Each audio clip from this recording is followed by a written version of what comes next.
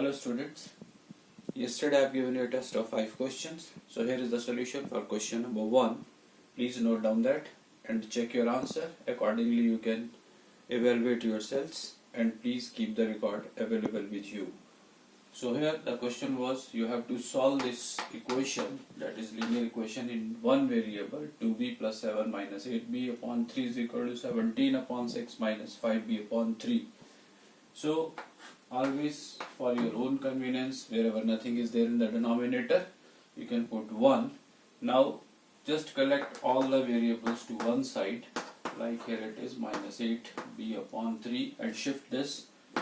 Do not forget to change the sign, 5b upon 3, and the constants to other side, 17 upon 6. Similarly, you need to change the sign for this, that is minus 7 upon 1. If we take the LCM here, it comes 3 and it becomes 6b minus 8b plus 5b. Here again the LCM is 6, so this becomes 17 minus 42. So 6b plus 5b is 11b minus 8b upon 3 makes it minus 25 upon 6. 11 minus 8 is 3b upon 3 is equal to minus 25 upon 6. 3 you can cancel with 3. So answer for this will be equal to minus 25 upon 6. The weightage for this question was given to you. It was of 3 marks. So accordingly you can manage. If you've done correct up to the mark, then full 3 marks. Otherwise half marks for this, half marks for this, 1 for this, and finally to write the answer. So this makes 1, 2 and 3. So that is the solution for your question number 1. Question number 2 was,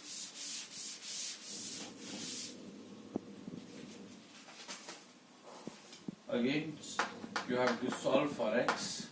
That was 7x minus 1 minus 5x plus 1 upon 2 is equal to x minus 1 minus x upon 2. So again you can put 1 in the denominator and solve this bracket. 2 is the LCM, it becomes 10x plus 1 here. And here again it is x upon, this is a 2 LCM, so 2x minus 1 minus x. Now solve brackets. 7x, or you can go for the LCM together here for both the fractions here. LCM of 1 and 2 is 2, so it becomes 2 into 7x minus 1 minus bracket 10x plus 1 is equal to 2x. You can open the bracket as the sign of minus is there outside the bracket, so change the signs. That is minus 1 plus x upon 2. As I told, when these are equal you can cancel the denominators with denominator only and solve these brackets now. 2 7s are 40, 2 1s are 2, plus into minus is minus. Then again minus sign is there outside the bracket, please change the signs. Minus 10x minus 1 is equal to 2x plus x is 3x minus 1. 14x minus 10x makes it 4x. Shift this 3x to this side, it becomes minus 3x, minus 1 already is there. Take this 2 and 1 to that side. 4x minus 3x is x, 2 plus 1 is 3, 3 minus 1 is 2. So finally you can check your answer, that is x is equal to 2. So this question also was of 3 marks. You can give 1 mark for this step, then again 1 mark for this step, half marks for this step, and finally to write the answer, half marks for this step. So 1 and 1 2 and 1 is equal to 3. I'm sorry, this was of 4 marks, so please make it 1 each. This was not of 3, this was of 4. So 1, 1, 1 and 1 stepwise marking you can do as per your answer. So answer for this will be x is equal to 2. Let us go to question number 3. That was a problem, some related to your age problem. and the question was the present age of father is twice that of his sons. 8 years hence their ages would be in the ratio of 7:4. You need to find the son's present age. So let son's present age is equal to x. As already I have taught that in linear equations, especially in problem sums, whatever you want to find, that you have to assume first.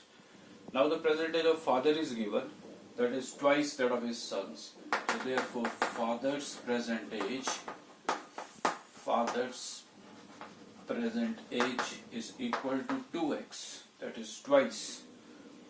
8 years hence, so after 8 years, as per their present ages, after 8 years your son's age will be x plus 8 years, and after 8 years father's age will be 2x plus 8 years. So this is the condition which we need to apply here as per the question, and the relationship according to the condition is 8 years hence their ages will be, according to conditions, 7:4. So be careful. According to condition, the ratio is given father is to son, not son is to father. So therefore 2x plus 8. This is very important to note. 2x plus 8 upon x plus 8 will be equal to 7:4. That is 7/4. 7 is to 4. Naturally father is older than that of sons.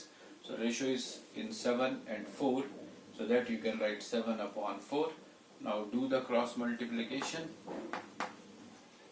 and by cross multiplication you will be getting 7 into x plus 8 is equal to 4 into 2x plus 8. So now solve the bracket. 7x plus 56 is equal to 8x plus 32. Now 7x minus 8x is equal to 32 minus 56. So that is minus x is equal to minus 24. Minus you can cancel with minus, x is equal to 24, that is son's present age. So again for these steps you can give 1.5, half each.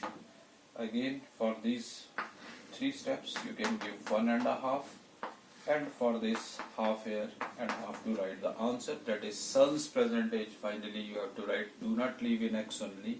X you have assumed the son's present age, so half marks for that. That is son's present age which you need to calculate. So that is equal to 24 years will be the answer. So in that way you can just evaluate and check your marks. So this makes is equal to 4. So answer for this will be 24 years. Then question number 4, again that was a problem sum, and somewhere it was based upon one of the question that is already given in your textbook. So denominations of the coin, I have a total of rupees 300 in coins of denomination, that is of rupee 1 plus rupee 2 plus rupee 5, and total number of coins these are given is equal to 160. Now interesting, the number of rupees 2 coins is 3 times the number of rupees 5 coins. So let the number of rupees 5 coins is equal to x. As it is given that number of rupees 2 coin is 3 times the number of rupees 5 coins, so therefore number of rupees 2 coins will be equal to 3 times means 3x. So now number of rupees 1 coin plus number of 2 rupees is now 3x, number of rupees 5 is we have assumed is equal to x, and this is equal to 160. Total number of coins, number of rupee 1 coin, number of rupees 2 coins, number of rupees 5 coins. 5 coins I have assumed x, number of rupees 2 coin depending upon the number of rupees 5 coins, that is equal to 3x.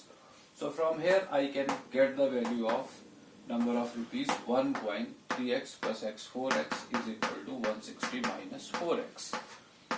So this is the number of rupee 1 coins. This is the number now in terms of x only, because we are there in the chapter of linear equation. In one variable, total value of these coins, all three denominations, total value is given equal to rupees 300. So now this is the number of rupee 1 coin. So rupee 1 into 160 minus 4x will be the total value of rupee 1 coin. And number of rupees 2 coins is 3x. So that will be 2 into 3x. And number of rupees 5 coins is x only. So that will be 5 into x is equal to 5x, and the total amount given is equal to 300. So here it is now 160 minus 4x plus 6x plus 5x is equal to 300. So 5 plus 6 is 11 minus 4 is 7. So 160, that is plus 7x, is equal to 300 minus 160. So that makes 5 plus 6 is 11 minus 4 is 7, and 60 already I have shifted to that side. So 7x is equal to 0, 4 and 1. So x is equal to 140 upon 7, that is equal to 20. So x, what was x? Number of rupees 5 coins now is equal to what? 20. X simply. And number of rupees 2 coins, 3 into x, that means 3 into 20 will be 60, and number of rupee 1 coins will be equal to 160 minus 4 into 20, that is 160 minus 80 is equal to 80. So finally rupee 1 coin is 80, rupee 2 coin is 60, and rupees 5 coin is 20. So then you can check it also. Rupee 1 will 80 into 1 80, 2 that is 60 into 2 120, and 100. So 80 plus 120 plus 100, I think this makes 120 plus 80 is 200 plus 100, and that is the total amount given to you is 300. Means you can cross check your answer also.